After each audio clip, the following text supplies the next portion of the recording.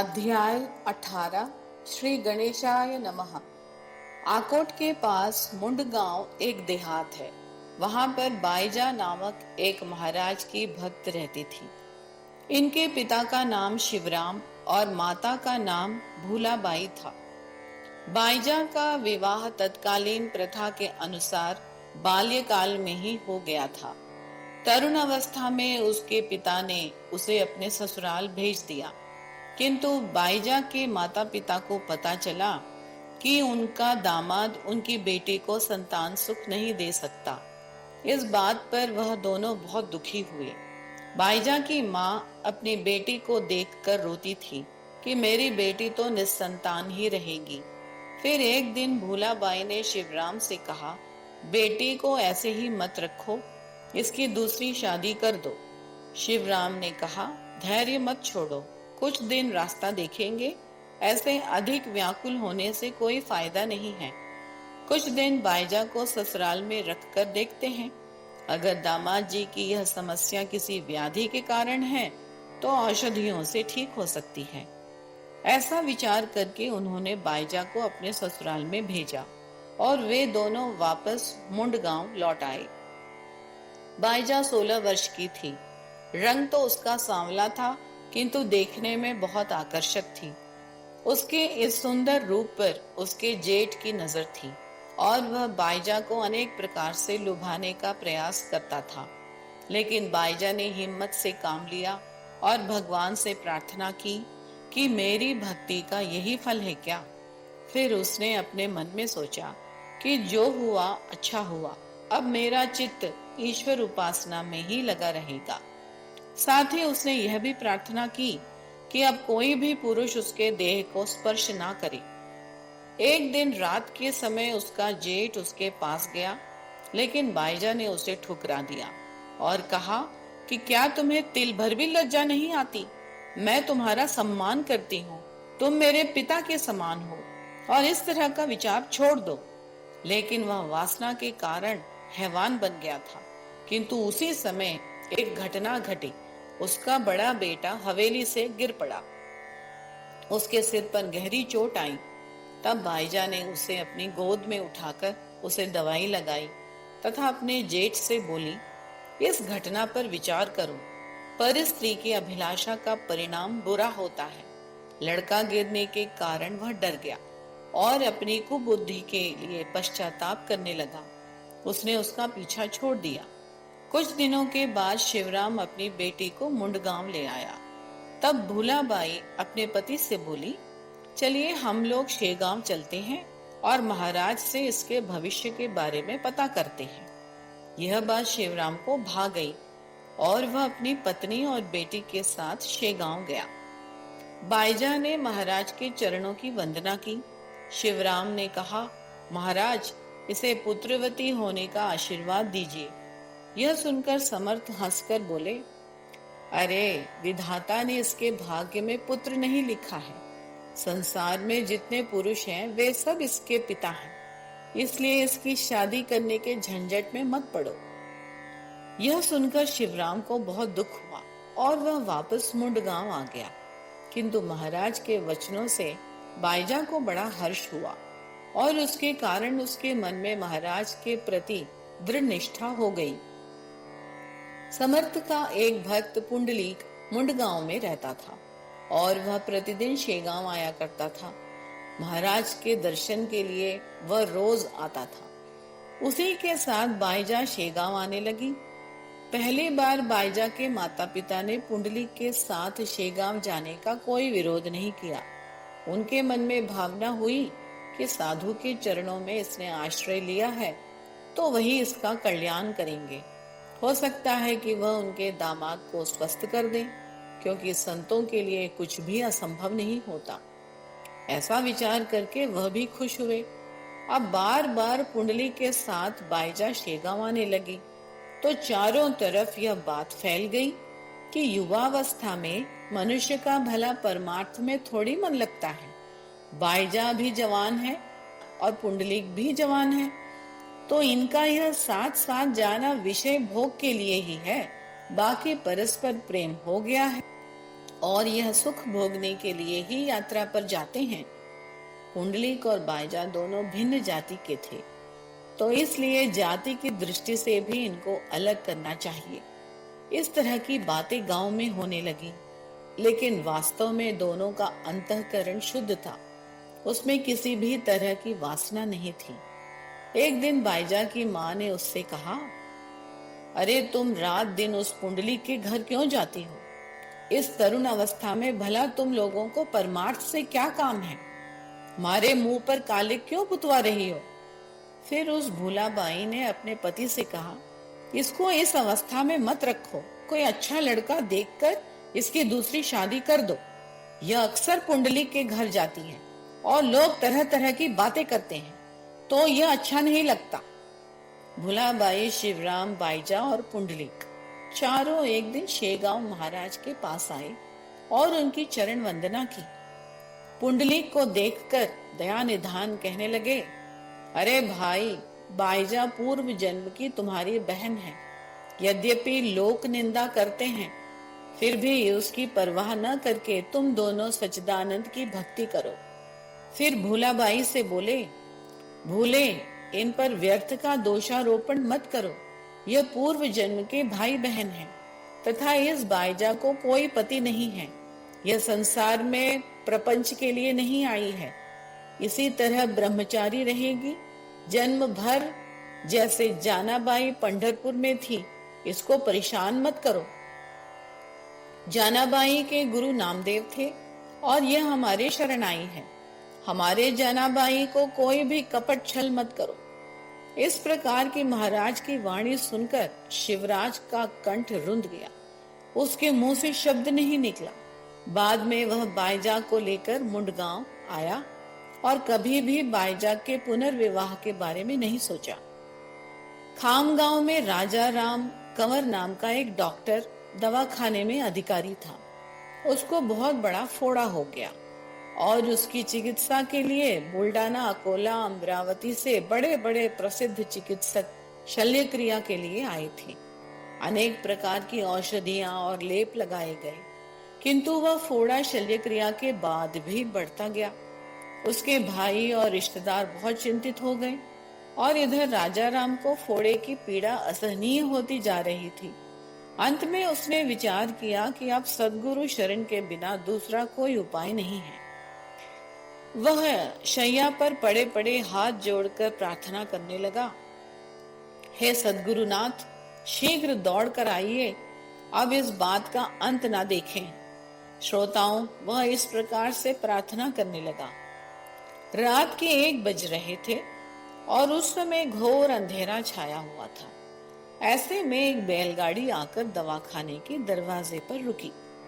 बैल के पीछे पर्दे लगे हुए थे और बैलों के गले में घंटियां बंधी हुई थी। बिस्तर पर लेटे लेटे ही डॉक्टर देख रहा था।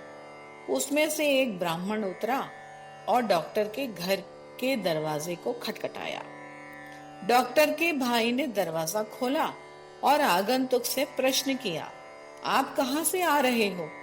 तब ब्राह्मण ने उत्तर दिया, मेरा नाम गजा है और मैं शेगांव से भभूति और तीर्थ लेकर आया हूँ। भाऊ कंवर को जो फोड़ा हो गया है, वह विभूति लगाकर तीर्थ पिलाइए। अब बड़ी देर हो गई है, मैं वापस जाता हूँ, मेरे पास समय नहीं है। इस प्रकार तीर्थ और विभूति देकर ब्राह्मण चला गया। बाद में भाऊ ने उसे ढूंढने के लिए आदमी भेजा, किंतु गाड़ी तथा ब्राह्मण का कोई पता नहीं चला। भाऊ मन में घबरा गया, क्योंकि घटना में कोई तर्क नहीं काम देता था। फोड़े में जैसे ही भभूति लगाई, वह तत्काल फूटकर उसमें से पीप बहने लगा। एक घड़ी के अंदर ही उस फोड़े से सारा पीप बाहर निकल आया। देखिए, समर्थ की विभूति का प्रभाव कितना महान है। भाऊ को नींद आ गई। आगे चलकर व्याधि ठीक हो गई और धीरे धीरे शक्ति भी लौट आई और वह महाराज के दर्शन के लिए शेगांव गया। तब महाराज उससे बोले, अरे तूने मेरी गाड़ी के बैलों को घास भी नहीं खिलाई। यह सुनकर वह गदगद हो गया। वह जान गया कि रात को आने वाला ब्राह्मण मेरे गुरुदेव गजानन ही थे। जो मेरे लिए खामगांव आए, उस व्याधि के लिए उपचार प्रदान किया। ऐसे संत अंतर्ज्ञानी होते हैं। गजानन महाराज इस तरह अपने भक्तों का कल्याण करते थे। एक बार समर्थ स्वामी श्री गजानन चंद्रभागा तट पर भगवान विठल को मिलने पंढरपुर गए। उनके साथ कई भक्तगण थे। पाटिल के साथ स्वामी समर्थ थे और दूसरे 50 आदमी थे। आषाढ़ शुद्ध नवमी का वह दिन था। बहुत से यात्री पंढरपुर में जमा होने लगे। श्रोताओं, आकाश में बादल छा गए और कहीं कहीं वर्षा हो रही थी। धरती पर वैकुंठ पंढरपुर में जन समुदाय उमड़ पड़ा था, जैसे समुद्र में ज्वार भाटा उमड़ पड़ता है। प्रदक्षिणा मार्ग में बड़ी भीड़ थी और ताल की नाद में भक्तगण जय जय राम कृष्ण हरि की धुन बड़े उच्च स्वर में गा रहे थे। किसी का शब्द किसी को सुनाई नहीं पड़ता था। अत्यानंद व्याप्त था, जिसका वर्णन नहीं किया जा सकता। निवृत्तिनाथ, ज्ञाननाथ, तुकाराम, सोपान देव, मुक्ताबाई आदि की पालकियां पंढरपुर में प्रवेश हुई और भक्तों के उड़ाए हुए अबीर और गुलाल से अंबर में लाली छा गई। ऐसे हर्षोल्लास के समय महाराज पंढरपुर पहुंचे और कूकाजी पाटिल के घर पर ठहरे। मंदिर में बड़ी भीड़ थी। दोनों तरफ पुलिस बंदोबस्त के लिए खड़ी थी। भक्तगण भगवान का भजन करते करते दर्शन के लिए जा रहे थे। उस दिन बापूना भी दर्शन के लिए दौड़ा। मंदिर में बहुत भीड़ थी और उसने कहा, आप मुझ पर क्यों कठोर हो गए? मुझे दर्शन दो। हे पांडुरंग, यहाँ मंदिर तो अत्यंत समीप है और मैं रास्ते में खड़ा हूँ। लोग कहते हैं तुम अनाथों के नाथ हो, फिर मुझ अनाथ से क्यों मुंह मोड़ लिया? ऐसी प्रार्थना की और अंत में वह हताश होकर बैठ गया। उसके चेहरे पर उदासी छाई हुई थी। मन मंदिर के चक्कर लगा रहा था और ध्यान विठल के दर्शन में लगा हुआ था और शरीर यहाँ बीच रास्ते में था। बापूना को देखकर लोग हंसने लगे और कहने लगे, यह पंढरपुर दर्शन के लिए आया था और गांव से लौट कर जाना पड़ा। यहाँ आकर भी श्रीपति के दर्शन नहीं कर पाया। कुछ लोगों ने कहा, बापूना को सारा वेदांत का ज्ञान है तो वह मंदिर किस लिए जाएगा? उनका भगवान तो हमेशा उनके हृदय में स्थित होता है। मंदिर के पत्थर में देव कहाँ? हम तो सब पागल हैं जो कष्ट उठाकर दर्शन के लिए जाते हैं। बापूना का देव तो रास्ते में खड़ा है। तब एक व्यक्ति ने कहा, फिर यहाँ यह किस लिए आया है? क्या शेगांव में उसका ईश्वर नहीं मिलता?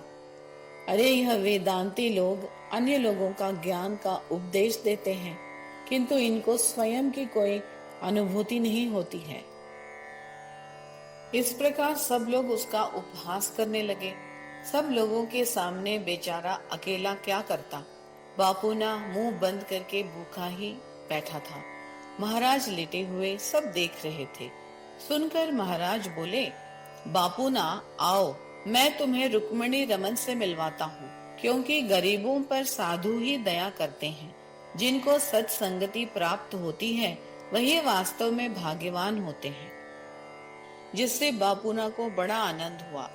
वहां खड़े अन्य लोगों ने महाराज से कहा, महाराज, बापूना के समान हम लोगों को भी दर्शन करवाइए। सुनकर महाराज ने कहा, क्या दर्शन बाजार में बिकता है? मन निर्मल निष्पाप करो तो अवश्य दर्शन होगा। कुछ समय के बाद पंढरी की कृपा से बापूना को पुत्र रत्न प्राप्त हुआ, जिसका नाम उन्होंने नामदेव रखा। मन नदी के किनारे शेगांव से उत्तर की ओर कवठा नामक एक देहात है।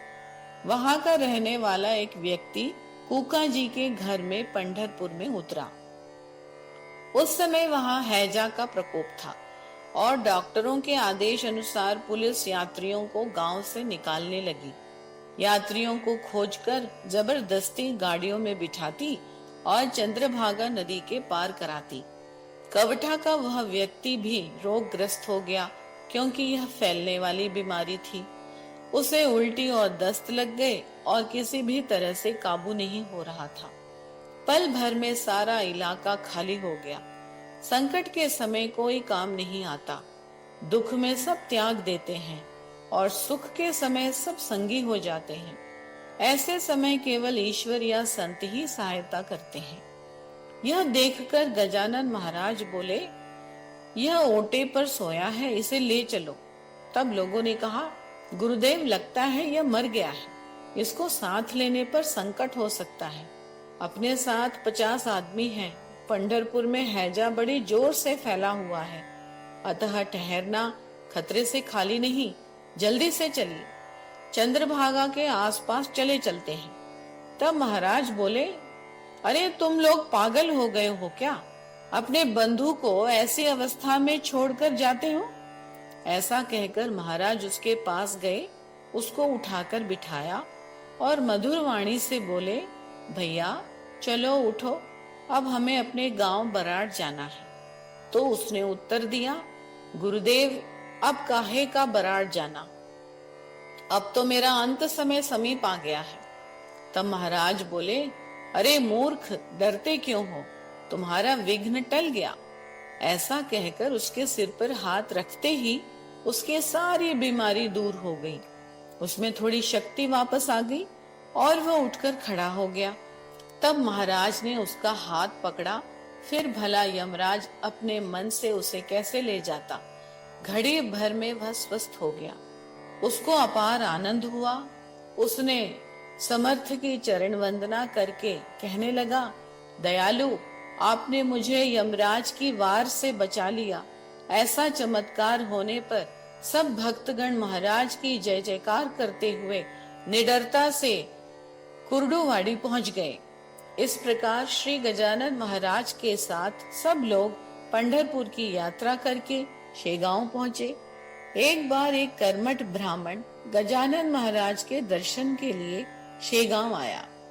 बड़ी दूर से महाराज की कीर्ति सुनकर दर्शन के लिए आया था। उस समय उसके संप्रदाय में छूत अछूत, शुचिता अशुचिता का बड़ा निर्बंध था। वह महाराज को देखकर सोचने लगा, मैं तो अकारण यहाँ आया हूँ इस पागल की वंदना करने। यह तो भ्रष्टाचारियों के शिरोमणि मालूम पड़ते हैं, किसी प्रकार की शुचिता नहीं, अनाचार का साम्राज्य है। ऐसे पागल को लोग साधु कहते हैं, बड़े आश्चर्य की बात है। उस समय मठ में काले श्वान का शव आने जाने के मार्ग में पड़ा हुआ था। उसको देखकर ब्राह्मण और खिन्न हो गया। सोचा, अब मैं पानी कैसे लाऊं, रास्ते में यह श्वान मरा पड़ा है, इसको कोई उठाता नहीं है। सदा गांजा फूंकते हैं, इस पागल की वंदना करते हैं और महाराज महाराज कहते हैं। ऐसे साधुत्व का नाश हो, मुझे कहां से बुद्धि आई इसके दर्शन करने की। उसका दंभ नष्ट करने के लिए महाराज उठकर ब्राह्मण जहां खड़ा था वहां आए और कहने लगे, अरे आप यथावत पूजा करिए, यह श्वान मरा नहीं है, बिना वजह शंका ना करो। तब वह क्रोधित होकर कहने लगा, अरे मुझे तुम जैसा पागलपन नहीं हुआ है, इस श्वान को मरे 1 प्रहर हो गया है, उसका शव रास्ते पर पड़ा है, इसका कोई विचार तुम्हें नहीं है। यह सुनकर महाराज ने उत्तर दिया, भाई हम लोग तो भ्रष्ट हैं, हमको आपके जैसा ज्ञान नहीं है, किंतु तिल मात्र शंका ना करो, मेरे साथ पानी लाने के लिए गगरी लेकर चलो। ऐसा कहकर महाराज उस कुत्ते के पास गए और अपने पैरों से उसको स्पर्श किया तो वह तुरंत उठकर बैठ गया। यह चमत्कार देखकर ब्राह्मण निरुत्तर हो गया और महाराज का अधिकार अत्यंत श्रेष्ठ है यह जान गया। यह देवता ही है, योग्यता ना जानकर मैंने व्यर्थ में निंदा की। ऐसा कहकर महाराज के चरणों को पकड़ लिया। गुरुवर्य, मेरे सारे अपराधों को क्षमा करो, मेरे शीश पर वरद हस्त रखो, मैंने अनंत अपराध किए हैं। आप जगत का उद्धार करने के लिए अवतार धारण करके आए हैं। श्रोताओं, उसने यथावत महाराज की अर्चना की, उसके मन की शंकाएं नष्ट हो गईं। वह अत्यंत श्रद्धा पूर्वक आराधना करके प्रसाद लेकर अपने शहर लौट आया। दासगणों द्वारा रचित श्री गजानन विजय नामक ग्रंथ आपको सन्मार्ग पर लेकर जाए यही इच्छा है। शुभम भवतु। 18वां अध्याय समाप्त।